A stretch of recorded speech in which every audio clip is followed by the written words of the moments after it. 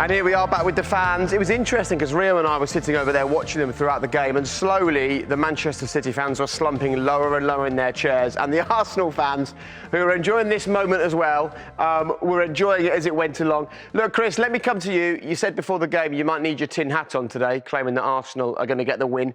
You've done it. You've beaten Liverpool and Manchester City.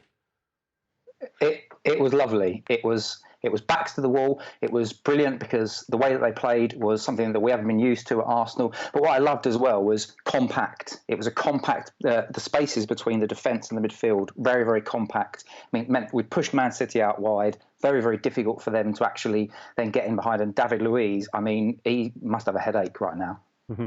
How pleasing is that for you to see Aubameyang getting in amongst the goals, but also, what does that fill you with for next season? Does that make you think to yourself, listen, we need to invest to add to what we've got? We've gone and beaten Man City, last week Liverpool. Yeah, I mean, Rio, what I've got to say is Arteta, wheel. I'm just going to say that. So it was fantastic, absolutely brilliant. We believe in him. He's a really, really good coach.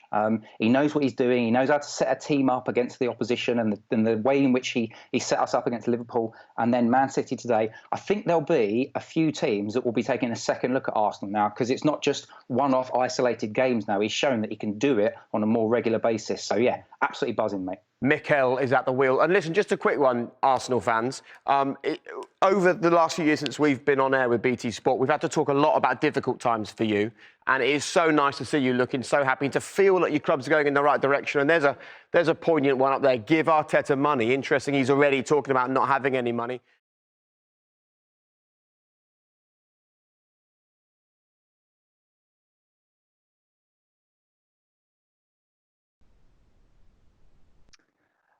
Good morning, good afternoon, good evening, and welcome to this, a very happy suburbs edition of the Gunners Town podcast.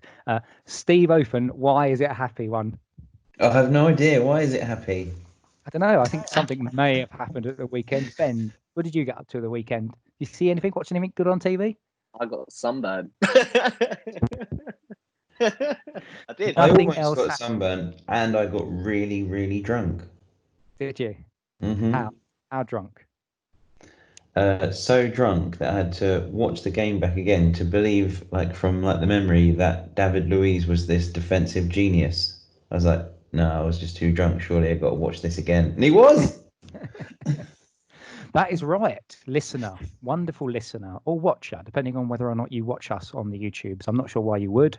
We're just three middle-aged men or middle-aging men groaning about Arsenal, but not today, because this weekend the mighty Arsenal beat that small team from Manchester City by 2-0, and that was, of course, followed up by that was preceded by us beating the champions Liverpool 2-1. And since we last spoke, I think we'd probably say that's a good week, because we last spoke after the Tottenham debacle. So let's do a few minutes. I think we're going to spend most of our time talking about the City game and the implications, the ramifications. We've just been talking off air, haven't we, about the permutations of the league, and we'll get into Aston Villa as well. I've already waffled on for a couple of minutes. I haven't even hit the timer. So let's hit the timer for 30 minutes. And then I want Steve, you to kick us off by just talking a little bit about the Liverpool game, general thoughts, and then we'll move on to City. So timer has started. Away you go, mate. General thoughts about the Liverpool game. Love eating my words, because as you both know, I was texting you both. I was annoyed about the starting lineup. I was annoyed when the first goal went in and said, right, I'm not watching anymore. But then, of course, I did watch more. And then I was like, yes, he was brilliant. So I was very happy to eat humble pie, and I'd happily do that forevermore. How do you feel, Ben, about us essentially doing Mourinho Park the Bus against Liverpool? Were you happy with that? I'm absolutely delighted. I feel like I'm some emotional wreck at the moment. I'm going up and down like an absolute yo-yo. I didn't think this was going to happen to me anymore, but they've pulled me back in. Love it. Love it. So talk to me about the game itself. What were your general thoughts about the Liverpool game that you can remember? Because obviously we've had a certain result of the weekend. It just seems so long ago. It seems so long ago, but Very emotional. Again, it was just positive. He just got it right. I was quite quick last week to sort of blame him for the sort of Tottenham mishaps, and it is going to happen. That is me sort of being a bit reactive, but also it's going to happen because he's a young manager, isn't it? But just to talk about Liverpool, he just got it right again. Did he though? I mean, well, I think he ultimately, did. I guess I you think can say did. It's a fine but, line. I mean, It's a fine we had a line. lot Of course, yeah, but that's football, isn't it? Fine margins. That over the games where we've lost, it's fine margins. I don't think, forget Man City, but for the rest of the games that we've played and won, it's fine margins have gone in our favour, and the ones we've lost, they haven't. We're not a team. We don't have the ability to. I think just to skip ahead to something that David Luiz said with a sort of the way I interpreted it as a slight translation. He was saying that we have to kind of realise, quote unquote, he didn't say this, that we're shit and we have to earn our victories. Yeah. But he was saying we need to forget we're not the Arsenal. We are the Arsenal. But do you know what I mean? We're not going to go to a ground and batter someone anymore. Like, that isn't going to happen for a little bit. And I think they've got that sort of in their mentality. Without a doubt, you've got to give Arteta credit, right? You have to, because of the results that have happened, and it's a results game. But I know what you're saying, Chris. It's not too far from last week, me saying, everyone's saying it's Mourinho masterclass. No, it isn't. We gifted it to them. I'm sure Liverpool fans would be saying exactly the same about us in that game. Yeah, and do you remember this time last week? There's me talking about saying, why is it that we have to score absolutely perfect goals and we never get scabby goals? We just give them away. And lo and behold, Virgil van Dijk channeling his absolute inner Mustafi, calamitous Mustafi and Louise at their worst. I mean, that was just delightful to see. But I tell you what, let's give some props. Ben, you're going to have to give some props to Alexander Lacazette, because he was very good, and actually he's been very good of late, closing the ball down. Reece Nelson nicked the ball off of Van Dijk, or he closed him down, but Lacazette still anticipated. He's knocked the ball in 1-1, and you're thinking, wow, that'll do. And then to get Reece Nelson popping up with his first Premier League goal, it was just and great Lacazette stuff. in the ball, because to be fair to him, I know they keep going on about Alisson's pass, but that was a lot to do with Lacazette. Anticipation. Yeah. And this is the thing, isn't it? Arteta is trying to instill this: you work just as hard, or maybe even harder off the ball, as you do when you've got the ball. And I think under Emery we'd lost that, and I don't think we really did that much. We only did it in patches under Arsene Wenger towards the end. But so Ben, how big do you think it is? Because let's move on to the Man City game, because that's what we're here to talk about, isn't it? We're here to talk about a semi-final victory. How big was it then that he followed this up, and we didn't just have? Do you remember? We all still talk about that 2-0 game that we beat Man City at the Etihad, where Cazorla and Coquelin had that absolute. We talk about it in isolated incidents, like one-off, but to follow this up, that Liverpool victory, by the manner in which we got that Man City victory, is huge, isn't it? He said it beautifully when he sort of said, I'm going to paraphrase him and get it wrong. We've beat two of the biggest teams in Europe within the space of a week. Yeah. It's absolutely incredible. Like, I didn't think that was going to happen. You know, like you sort of fantasize and you think, oh, maybe we might do it. I just couldn't see it. I was with my brother and we were sitting there and we were like, I just can't see this. Like, I just can't. And my God, it was incredible. And like you said, it's going to be one of those moments. It's a turning point for him, because it gives him the opportunity to dig his heels into the ground and say, look what I've done with this group of players. Look at the mind shift, the hugging at the end of the game. David Luiz is like orchestrating it. It's mega. It's huge. What a difference a week makes in football. I know. It's very different from last week. We're in trouble, lads. On this one. I know. We're in trouble. Shut us down. Steve, give us some thoughts on the Man City game then. Come on. It was just, as you say, it's amazing, like the amount that commentators love to keep reminding us about the lack of beating teams that are above us in the league.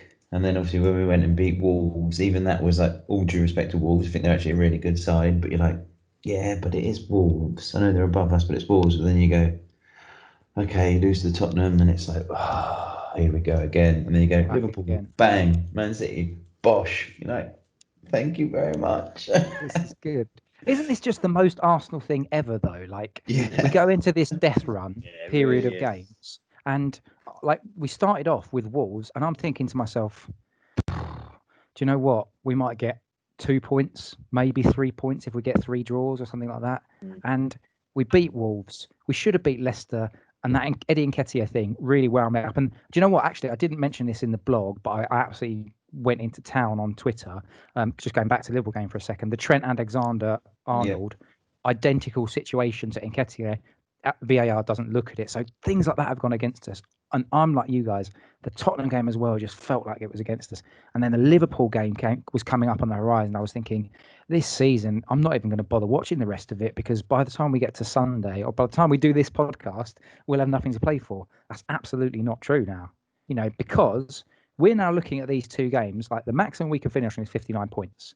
And as we're talking right now, Wolves, I think, are drawing against Palace. They'll probably beat Palace because Palace are on the beach. However, what I will say is the confidence that will now be absolutely seeping through the pores of each of those players. Let's pick out some. I'm gonna give you each a player to talk about from Saturday, and just tell me what you liked or tell me what you were impressed with. Ben, I'll start with you. Granit Xhaka. Oh, I thought you were kidding me, Ceballos. I was excited. He's doing that thing that he does every year where he's coming off the back of a shit winter and sort of peaks for the end of the season. He's done that for the last how many years? But when he plays like that, he's excellent, right? We said this a few weeks ago that Arteta's really getting the best out of the certain group of players that we know that they have issues, but you can't say anything negative about him. He was everywhere. He did he even misplace a pass? I don't think so. He was making tackles. He was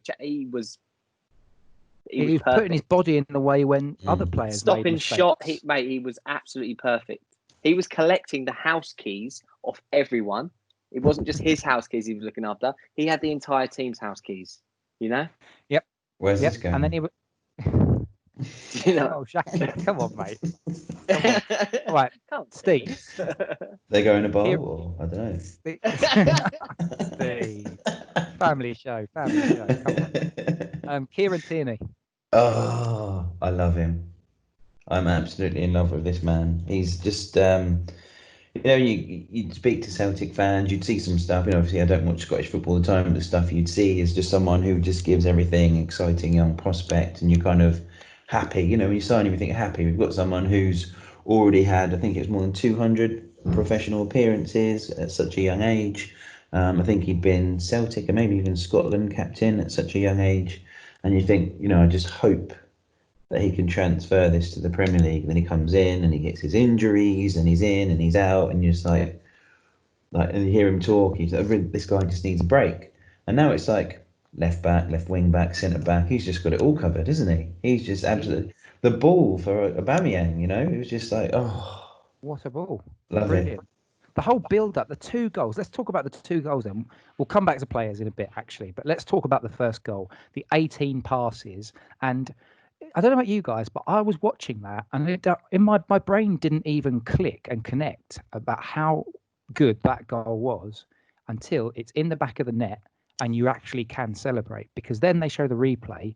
But what they tend to do is they show the bit pretty much where Lacazette does that nice little curved ball out wide to Bellerin.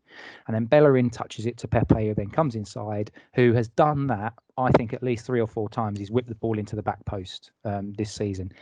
Pepe is going to be an absolute mustard type of player for us. He will be brilliant.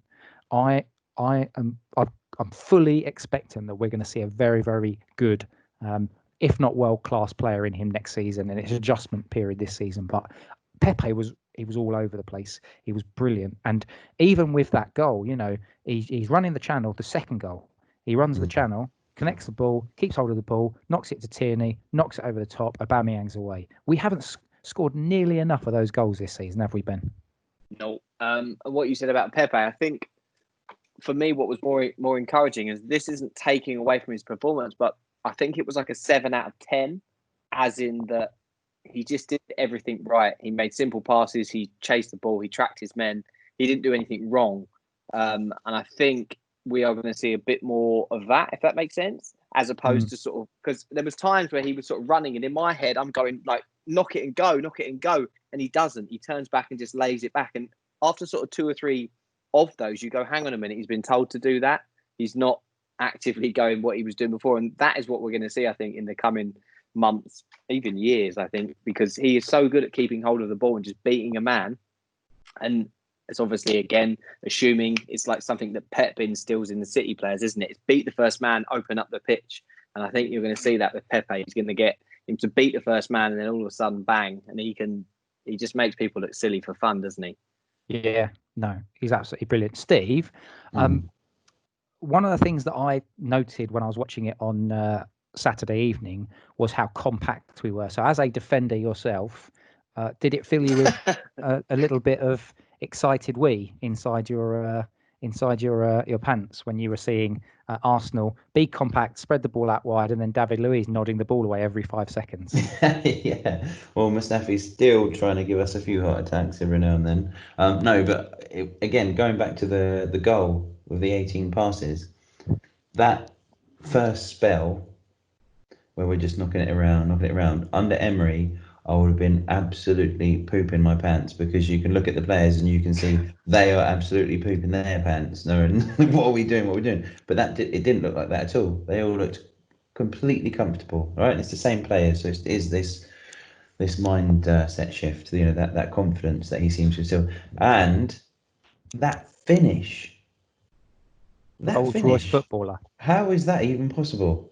Like, you watch it, and when you first watch it, you don't actually realise exactly what he's done. But like the outside of the boot stretched onto the far post and in, it was just absolutely mad. And then the second one just runs up and megs him like it's just nothing. Yeah, doesn't even look at Edison. He's just like, "What are you doing, mate? Yeah. Get up off the floor." And after Get that up first on the floor and miss, celebrate. when David Luiz sent him through, you just thought it was going to be one of those days.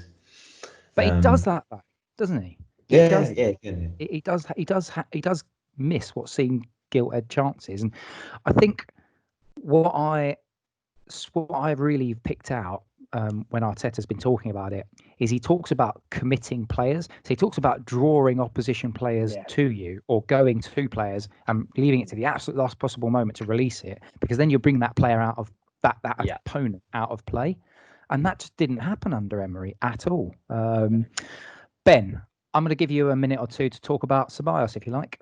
Go on. He's here, isn't fun. he? He's landed. Have a play. I'm so Go and have a pumped. play. Because again, you've got, like you just said, like, well, Pepe is that sort of guy that can beat a man, opens up the pitch. Ceballos, he does the same thing. I'm kind of interested to see how he progresses, as in the whole sort of option to buy, because there's that rumour it's like 20 million euros, 22 million euros. Is that right? Yeah. And there's talk of like loans and things. Yeah, apparently that cheap. But there was talk of like loans and stuff, and I think it's a no-brainer, right? I think you've got to pull the trigger on that one. If it's 20 million euros, then you'll basically get Raul to just say, we'll give you 10 years worth of 2 million euros installments. And there we go. Done. Amortize that, bitch.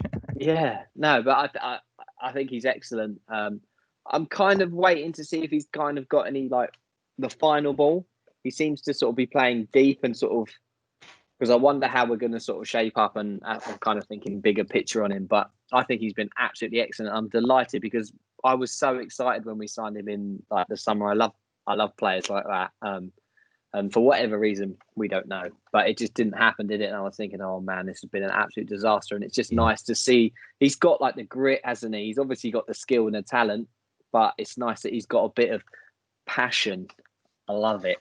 And at the end of the game, you could just see how delighted he was. Yeah. I mean, they all were, but for somebody who's like on loan, you can understand if they'd be happy, but not like he was ecstatic. Yeah. The only thing I'd worry is that on the Tuesday Club, Alan Davis joked once about how Reyes only played when it was warm, so like August, September, and April and May. So I wonder if Ceballos is just really happy because he sees a bit of sunshine now and again. I don't know, but let's not make these sort of assumptions on a day in which we should only be talking about positive things. And it was so positive. Did you both?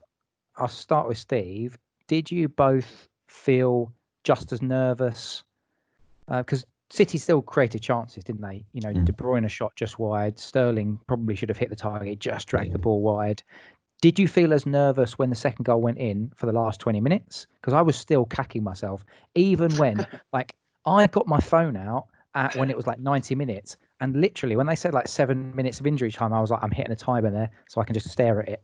So I spent more time staring at the timer, even though the clock's right in front of me. I had to stare at this timer on my phone. But were you nervous the whole time? Yeah, we got Did you a shout feel out for Martinez made a cracking save as well. Yeah, I was. I think you always will be. But the Liverpool result did give me a bit more belief that we could see it out. But yeah, you got to be nervous because it's not just any old game, right? It's a semi-final of the FA Cup. So it's like, is this happening? Is this happening? Is this happening? Is this happening? And it bloody well did. Yeah. Ben, do you think that it's a bit weird and footballing karma is a bit scary, given that in 2017 we beat Man City with, as the Arsenal Twitter account has shown, what seems like an almost identical goal for the first one that we scored. And in 2017 we played a Chelsea team that are clearly better than us, were better than us because they were league champions, and we're playing Chelsea again. So are you starting to get weird sort of football karma vibes of potential success, or did last season just burn you so dramatically in the cup final that you now don't believe anything? Yes. Yeah, no, I am a bit worried about it, just because we were talking about, I know we shouldn't, but we were talking about the whole Europe thing and obviously how important it is, and we've got to win. It's another one. I know it's a final and you want to win, but it's like you've really got to win, because it feels like one of those sort of sliding doors moments. Do you know what I mean? It gets into Europe. Obviously, we win a trophy. Like, so important, because a season is a season. It's not this prep. It's not this we're building up for next year. Like, this is a season. It matters. But it just feels like sliding doors. Do you know what I mean? Like, we win the cup. Aubameyang signs a contract. Maybe he gets some money, but if he doesn't, does Aubameyang go? And it's just, oh, please do it. Well, I mean, this time next week, when we record next week's podcast, we'll know our league position. So let's just talk about that. So what's your gut? Actually, no, we'll talk about that in a minute. Talk to me about Chelsea or Man United. Are you happy with that result? Or would you have preferred United, Steve, or are you happy with Chelsea? Either of them would have been a tough contest. I think, first off, what the hell is Ole Gunnar Solskjaer doing with that team selection in a semi-final? We got everything that he deserved. All the lols. I don't know if I feel like whatever I say now, something's going to come back to bite me horribly. But would I rather face the Chelsea team than an informed Pogba and Fernandes, Martial, Rashford, Greenwood? Yeah, probably would. But I'm sure that will come back and bite me. Yeah, it'll bite us all. Because Giroud's banging form as well. Yeah, exactly. He's banging form. He's like proper on form. He's loving it. Ben? Yeah, United. I would say like none of them. Yeah. Like, could we just play it ourselves? We'd still lose. But yeah, no, I'd go for Chelsea. Just to echo what Steve said, because they got so many going forward. I know Man United are rubbish at the back, but Chelsea ain't great at the back. And we took their best centre back, you know. So yes, we did. And they took our best striker.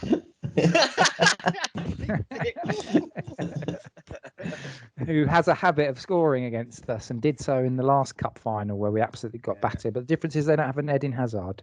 So we just wait for Pulisic to turn into they got Hazard. Yeah. And we'll go that way instead. So let's talk about the domestic stuff now, because we've obviously got Aston Villa tomorrow night at the time of recording. So when this comes out, it will be tonight, if people are listening to this on a Tuesday. What does Arteta do now? And then we'll get onto the Watford game as well, because by the time we talk again, season over, apart from that cup final. So Stevos, tomorrow night, what do you think he's going to do? It's so difficult for him because, one, you've got to keep the confidence going. You want to run in, for that cup final. Aston Villa are going to be fighting for their lives. So you can't take the game lightly, as probably Watford will be when we play them. He's got to keep the players fresh somehow with all these games coming up. But we will have, because what date is our last game? Sunday. This So the Sunday. 26th. So we'll have almost a week, Watford. right? Yeah. So we'll have almost a week. So he's got to go for it, but he's got to. He's not going to play the same team in both games, right? He's got to go for it. Saka will hopefully be fresh because he didn't play, did he? He didn't start. Cedric. Yeah. Holding, maybe. So there's a few things that I think he has to do, but at the same time, we've still got to go for it. Aubameyang's not going to not want to play because he's still going after that golden boot. But if anything were to happen to him, he'd be absolutely I was just going to say screwed. that. So Ben, would you wrap him up in cotton wool and then put him in an airtight container with just some oxygen, and then have 12 security guards around that airtight container and say, don't release him until the cup final?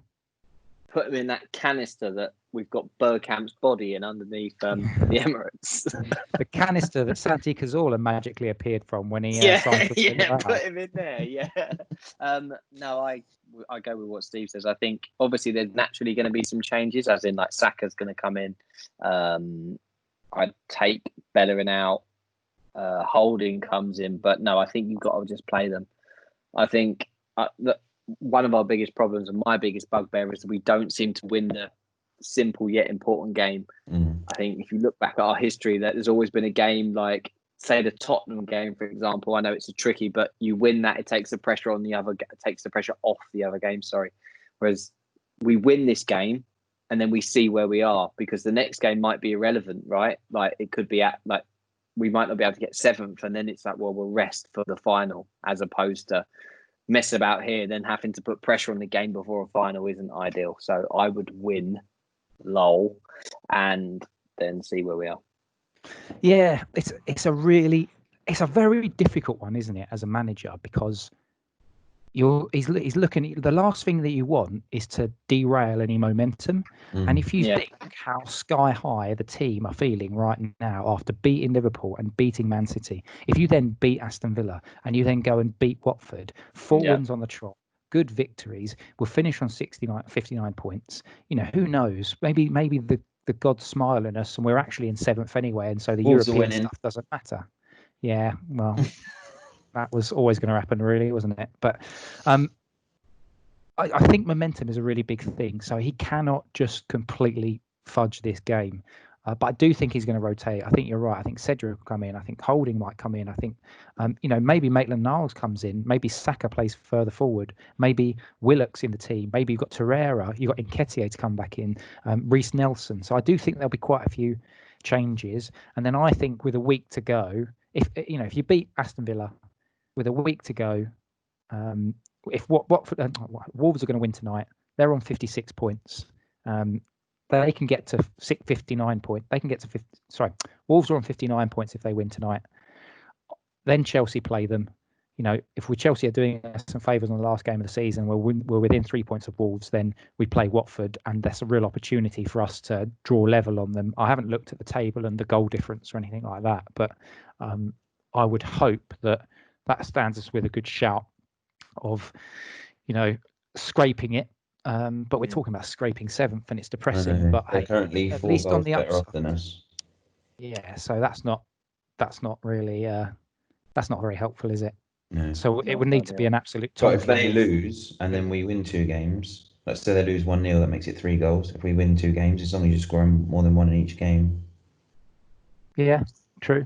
There's lots of permutations. There's lots of permutations, isn't there? That's the challenge. It's like it is a massive sort of Scrabble game that we're trying to work our way around at the moment. Yeah. But what is your gut feel? Let's do a predictatron then, seeing as the next time we talk, the season's done.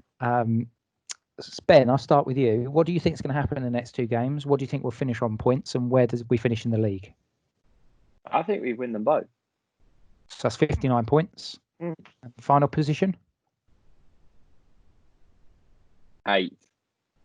Yeah, I think so as well. I think we might beat Villa tomorrow. I think we might beat Watford, but I've got a feeling that it'll be like a come down to like a goal difference type thing. Yeah.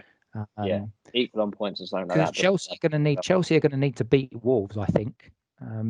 Because I think that they might lose to Liverpool in midweek, and then they've got to win. Mhm. So, we could finish level with Wolves, but yeah. Steve, final position, final league tally, and then final position. Yeah, I think we win both games. I mean, the Spuds have got Palace as well, haven't they? So they're already on the beach. Yep. So I think 59, and I think we finish 8th, and then we go and win the FA Cup final, and it's all right anyway. And the It would be nice though. And the Spuds finish 7th, and they don't get in, and we do. I mean, it would be nice for us not to do what Unai Emery did, because that's the thing that drove us insane last year. Champions League was basically there to be taken, but he completely threw the league because of the Europa League. We beat Crystal Palace and we beat Brighton last year, and we'd be a Champions League team this season. But that's the worry: is you end up putting all your eggs in the cup final cup final basket. That's my biggest fear. I've got a serious question. Me and Ben have been talking about this for 24 hours now. I don't believe you're capable of a serious question. And we're wondering if we could get some media training from you in case we ever have to appear on television. TV. Yeah, we wouldn't be on TV like you, Chris. No comment. No comment. For anybody that probably doesn't already know, because I've promoted it just across every channel that is humanly possible, I was on BT Sport on Saturday evening talking to Rio Ferdinand and Jake Humphrey, and I spoke for all of 30 seconds. So that is my 30 seconds of fame. I wish they'd let you to respond to that Man City fan as well. Cheeky sod. Yeah, that was a bit harsh. Cheeky sod. But we had the last laugh. Yes, we had the last laugh. We've been laughing tonight. It's been absolutely amazing talking to you, gents. We are hitting our 30 minutes as I speak. Prediction. Let's do a quick prediction for tomorrow night then. We've already done where we think we're going to lead, but we all think we're going to win. But what's the score going to be, Steve? 2-0. Benji? 3-1. I'm going to hit 3-1 because I think we will concede inevitably. But that has been us. Thank you very much for listening. Thank you very much for watching. Say good night, Ben. Good night, Ben. Say good night, Steve. Good night, Steve. It's good night for me. Laters, peoples. Have a good one.